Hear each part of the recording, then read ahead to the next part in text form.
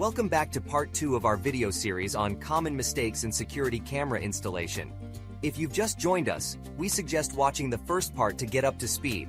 Now, let's dive into more tips to help you optimize your home security setup. Choosing a security camera system involves balancing your desired security level, budget, and installation skills. Power over Ethernet (PoE) and NVRs, which send both power and data through a single Ethernet cable, offer numerous advanced features at a relatively low cost. The drawback, though, is that they require you to run cables from a central location in your house to each of your cameras. This usually means crawling around in your attic and drilling holes in your eaves, which isn't everyone's cup of tea. In my view, if you're in search of the perfect system and don't fancy crawling around in your attic, consider allocating a slightly higher budget per camera to hire a local low-voltage wiring contractor to install your Ethernet cables.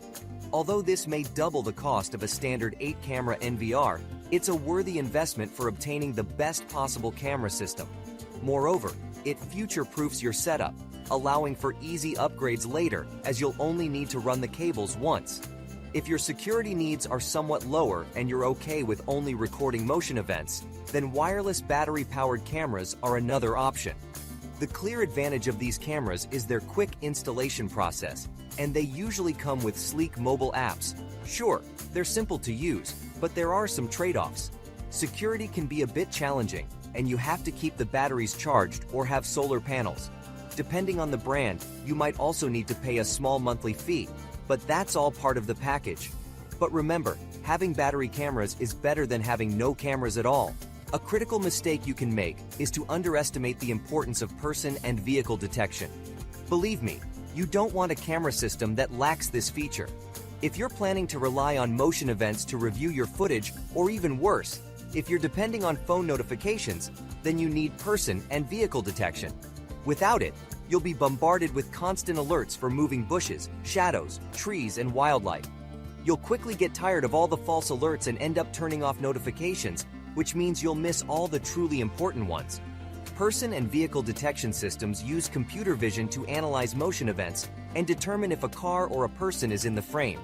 As I mentioned before, I wouldn't even consider using a camera system that doesn't have this feature anymore. Many folks often get confused about the concept of color night vision in security cameras. Your usual cameras come with infrared LEDs, which are barely visible to your eyes, but can illuminate a camera's image enough to give a clear view at night. But there's a catch. Because everything is lit with infrared light and not the full color spectrum, the video you get is always in black and white. This can distort people's faces and make it hard to make out the color of a car or someone's clothes. Now, there's a new type of camera in town. They go by different names like Color View, Light Hunter, and Night Color. But all of them do one thing. They capture nighttime footage in full color. Sounds amazing, right? But here's the thing. You can't beat physics and just change the amount of available light to capture. So, there are only a few ways to make a dark image appear lighter, and most of them have their drawbacks. While color night vision is a handy tool, it doesn't quite match up to infrared night vision when it comes to observation and identification. My best advice? Use a single wide-angle camera that covers your detection zone with color night vision. This way, you can gather useful color data about cars and clothing while still using the top-notch night vision capabilities of infrared cameras for each of your cameras in an identification zone. A common mistake many people make is not setting up the recording configuration correctly. You might think it's a good idea to have your cameras record all the time, 24/7. However, this can quickly use up all your storage space and make finding important footage more difficult. The JVSG bandwidth and storage calculator can be a valuable tool in this situation. It helps you calculate the storage and bandwidth requirements for your surveillance system based on camera settings and recording configurations, aiding in efficient storage management. A lot of folks think that once their camera system is up and running, they're all set. But that's not the case, guys. Regular maintenance is key for your system to function at its best. This involves cleaning the camera lenses, making sure the positioning and focus of the cameras are spot on, and doing regular software updates to keep your system secure from potential threats. So don't just set it and forget it. Keep on top of that maintenance.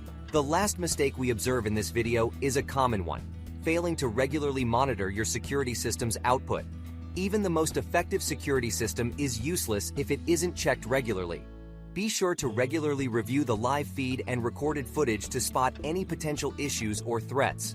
This can also assist you in adjusting camera angles for better coverage or identifying needed system upgrades. That's it for today's video on 10 common mistakes in security camera installation and how to avoid them. We hope you found this guide helpful. If you have any questions or comments, please feel free to leave them in the comment section below.